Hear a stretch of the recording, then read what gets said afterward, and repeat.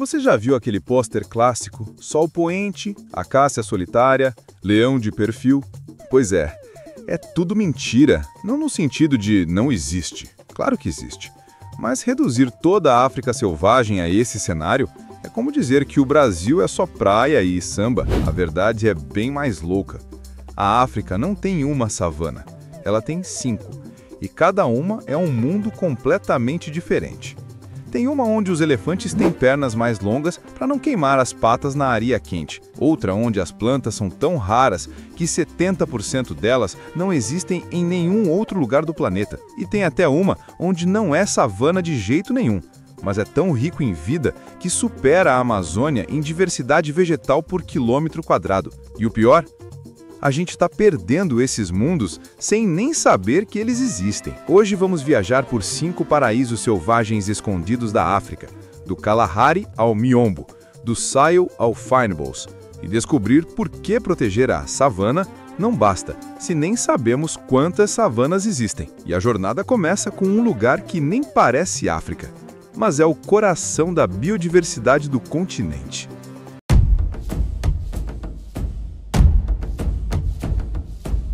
Quando a gente fala em savana africana, é quase certo que a imagem que surge na cabeça é a do Serengeti. Planícies douradas que se estendem até o horizonte, acácias espalhadas e leões de olhos semicerrados ao sol. E não é por acaso. Este ecossistema, que abrange Tanzânia e Quênia, é o maior teatro ao ar livre da vida selvagem do planeta. Seu solo vulcânico rico e chuvas sazonais bem definidas criam pastagens perfeitas para sustentar a maior concentração de herbívoros do mundo.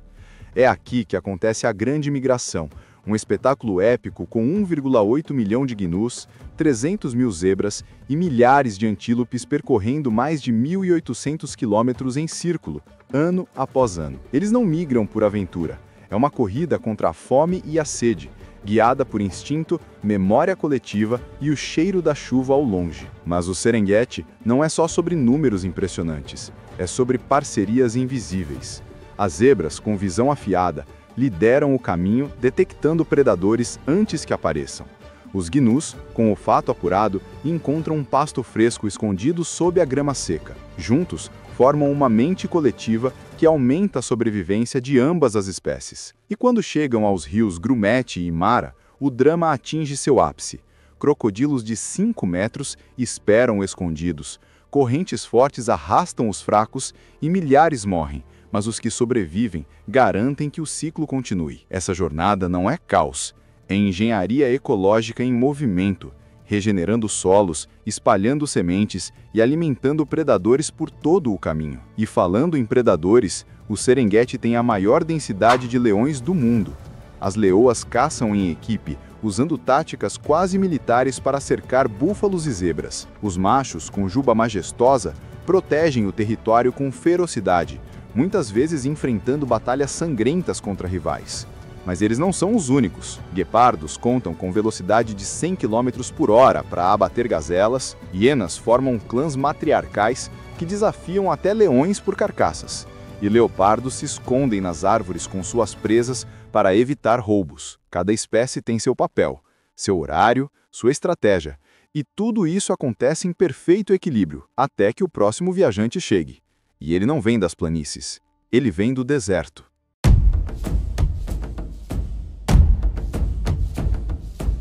Se o Serengeti é o palco da abundância, o Kalahari é o palco da engenhosidade extrema. Localizado no sul da África, entre Botsuana, Namíbia e África do Sul, este não é um deserto de areia e silêncio, mas um mar de dunas vermelhas coberto por vegetação esparsa, onde a vida pulsa mesmo nos 40 graus do meio-dia. Aqui não há rios perenes, não há pasto verde o ano todo e a água pode sumir por meses, mas os animais, eles não esperam pela chuva.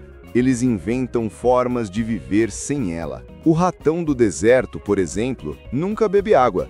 Extrai toda a umidade que precisa de sementes secas. É como se a evolução tivesse dito: se o mundo é seco, vamos fazer criaturas que respiram secura. E não são só os pequenos que se adaptam. O leão do Kalahari é maior e mais robusto que seus primos do Serengeti. com uma juba mais escura que protege do sol implacável. Os elefantes do deserto, com pernas mais longas e pés maiores, viajam até 70 km por dia em busca de lençóis freáticos e, quando os encontram, escavam poços com as presas, criando oásis que salvam dezenas de outras espécies. Até o rinoceronte negro, solitário e feroz, cava buracos na areia com seu chifre para alcançar raízes úmidas e, de quebra galhos espinhosos que mais nenhum herbívoro consegue comer. Cada movimento aqui tem um propósito. Cada gota é um tesouro e cada espécie é um engenheiro do impossível. Mas o que realmente define o Kalahari é a força do coletivo. Os suricatos vivem em clãs onde cada um tem um papel.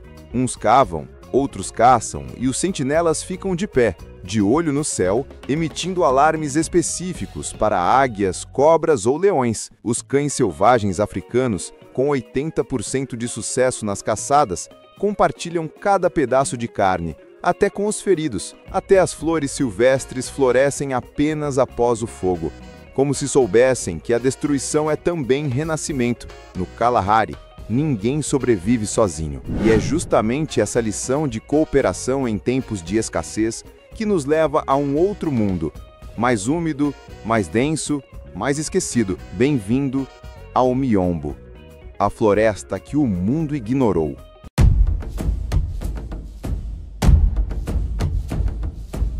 Enquanto o mundo fala do Serengeti e do Kalahari, quase ninguém menciona o Miombo.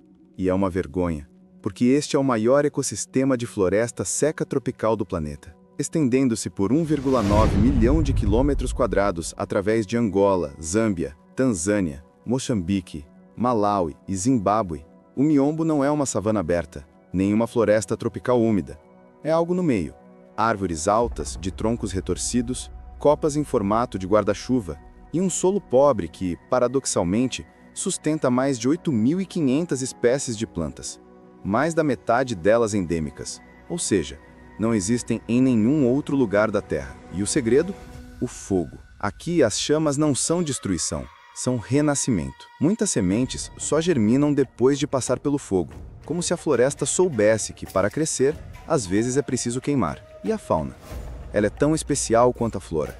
No Miombo vive o duiker comum, um pequeno antílope que desaparece nos arbustos como um fantasma, alimentando-se até de fungos e carniça na seca. É o reduto de leopardos mais densos da África, que usam as árvores para esconder suas presas dos leões. É onde os cães selvagens africanos ainda formam matilhas estáveis. Menos de 6.000 sobrevivem no mundo todo, e o Miombo é um dos últimos refúgios. E é aqui, também, que o elefante da savana exerce seu papel de engenheiro ecológico.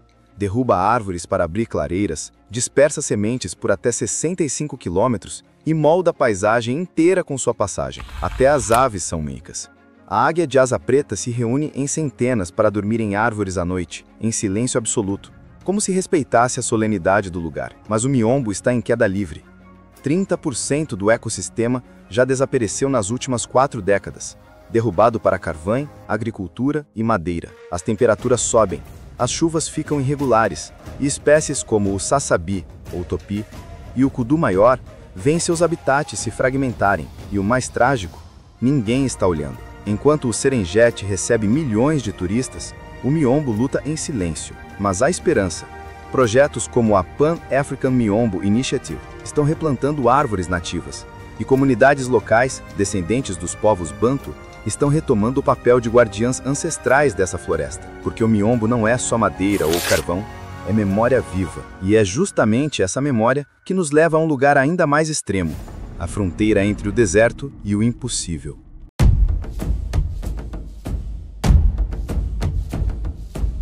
Imagine um lugar onde o calor chega a 45 graus Celsius, onde 8 meses passam sem uma gota de chuva, e onde o vento carrega a areia do Saara como se fosse neve. Bem-vindo ao Sahel, a faixa de transição que corta a África de Senegal a Eritreia, separando o deserto implacável ao norte das savanas verdes ao sul. Este não é um ecossistema de abundância, mas de resiliência extrema. Aqui, a gazela Dorcas, um dos menores antílopes do mundo, passa dias sem beber água, extraindo umidade de plantas secas como se fosse um alquimista da sobrevivência. O girafa do Sahel, criticamente ameaçado, caminha por centenas de quilômetros em busca de folhas raras, enquanto o guepardo do Saara caça à noite para não derreter sobre o sol do dia. Mas o verdadeiro herói do Sahel não é quem corre, é quem limpa. Os abutres, como o de dorso branco e o de Rupel, são os sanitários do céu. Com visões capazes de detectar carcaças a 5 quilômetros de distância,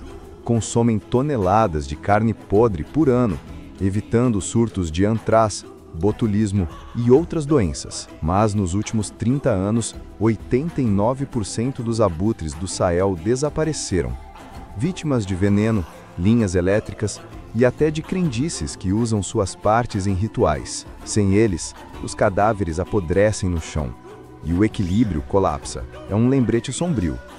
Às vezes, a extinção começa com quem ninguém nota. Ainda assim, o Sahel renasce, brevemente, mas intensamente. Na estação chuvosa, os rios Níger e Chad transbordam, transformando planícies secas em pântanos efêmeros. É nesse curto intervalo que elefantes africanos retornam a rotas milenares, zebras reconstroem manadas e flamingos rosa desabam do céu para pôr ovos em ilhas de lama que desaparecerão em semanas. Até os humanos fazem parte dessa dança. Os povos tuaregues, fulanes e canures há séculos acompanham os ciclos, levando seus rebanhos em migrações que respeitam o ritmo da terra. Hoje, iniciativas como a Grande Muralha Verde estão restaurando 18 milhões de hectares com árvores nativas, provando que o Sahel não quer apenas chuva, quer justiça ecológica. Mas nem todos os paraísos africanos estão na terra firme. Alguns estão escondidos em montanhas, névoas e flores coloridas, e você provavelmente nunca ouviu falar deles.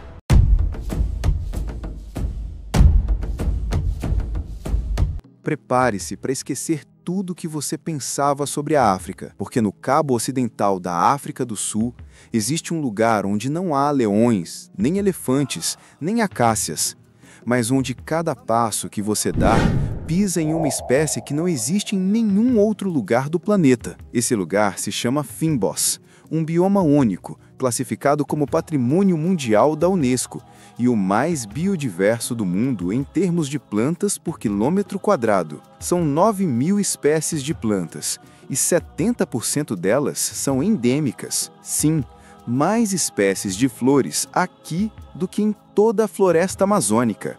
E isso num espaço menor que a Alemanha. Mas o Fynbos não é lindo por acaso. Ele é feito de fogo, névoa e vento.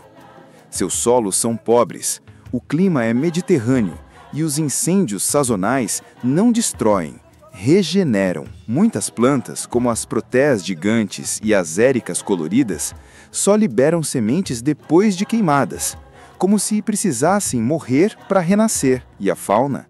Ela é discretamente genial. O rato das rochas tem um focinho peludo que poliniza flores enquanto busca néctar, como um beija-flor com patas. A águia pesqueira mergulha em rios cristalinos cercados por montanhas, enquanto largatos endêmicos se escondem entre folhas ressecadas. Até as abelhas nativas são especializadas. Cada espécie poliniza apenas uma ou duas plantas, numa dança de dependência que evoluiu por milhões de anos. Mas o Fynbos está em perigo silencioso. A expansão urbana da Cidade do Cabo, espécies invasoras como pinheiros australianos que sugam água e aumentam o risco de incêndios, e o clima cada vez mais seco ameaçam esse paraíso floral. Pior, quase ninguém sabe que ele existe. Enquanto o Serengeti é celebrado, o Fynbos é ignorado, mesmo sendo um laboratório vivo da evolução. Mas há esperança. Projetos comunitários estão erradicando espécies invasoras e cientistas usam bancos de sementes para preservar espécies que já desapareceram na natureza. Porque o Fynbos não é só beleza, é um lembrete de que a biodiversidade não precisa de gigantes para ser grandiosa. E é justamente essa lição de que cada ecossistema tem seu próprio valor, sua própria lógica e sua própria urgência, que nos leva à pergunta final: quantos mundos africanos ainda vamos perder antes de aprender a enxergá-los. Pare um instante. Feche os olhos e tente ouvir. No Serengeti, o rugido de um leão ecoa sobre planícies que parecem infinitas. No Kalahari, o vento sussurra entre dunas vermelhas, onde um suricato monta guarda em silêncio. No Miombo, o crepitar do fogo renova uma floresta que já viu impérios nascerem e caírem. No Sahel, o último abutre gira em círculos sobre um céu que esqueceu a chuva. E no Fynbos, uma flor que existe só ali desabrocha, sem aplausos, sem plateia, só pela beleza de existir. Essa é a África real. Não um cenário, não um pôster. 5 mundos vivos, pulsantes, frágeis e todos distintos. E o mais urgente não é que estejamos perdendo leões ou elefantes, é que estamos perdendo a capacidade de enxergar a diferença. Nós reduzimos a complexidade da natureza a um único ícone. E ao fazer isso, deixamos os outros mundos morrerem sem sequer terem um nome. Mas ainda dá tempo. Tempo de perguntar mais, de procurar além do óbvio, de apoiar quem protege o que não é famoso, porque conservação não é só sobre carisma, é sobre justiça ecológica, dar a cada bioma, por menor ou mais escondido que seja, o direito de continuar existindo. Então, se este vídeo te fez ver a África com outros olhos, não guarde essa visão só para você. Compartilhe, pesquise e se inscreva no canal, porque a gente não para por aqui. A próxima jornada pode ser nas montanhas de Usambara, nos pântanos do Okavango ou nas ilhas do Índico, lugares onde a vida ainda surpreende se a gente souber olhar. A África não é um continente, é uma lição de diversidade escrita em areia, folha, fogo e sangue. E enquanto houver quem saiba lê-la, ela seguirá respirando.